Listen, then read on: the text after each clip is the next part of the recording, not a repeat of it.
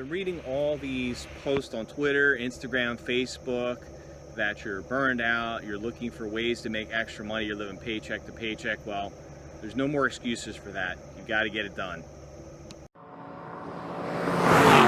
I'm seeing all your posts out there all over the place saying, I need to make extra money, I need gas money, I'm living paycheck to paycheck, just had a car problem. Look, the kids and I have figured out a way to generate anywhere from $50 to $100 a week, and this has been over the last several weeks, and we're only just getting started by flipping garage sale items or yard sale items, putting them on eBay, Craigslist, a couple hours a week, and it's fun. What is your excuse out there? You've got to stop these excuses. There's so many ways you can make extra money. You don't even have to flip items like that. You can go work at a convenience store to make extra income.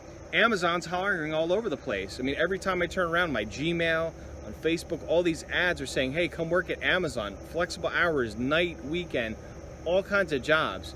You got to stop the excuses and you got to find a way to make extra money. There's thousands of ways out there. Just go out there and do it and figure it out.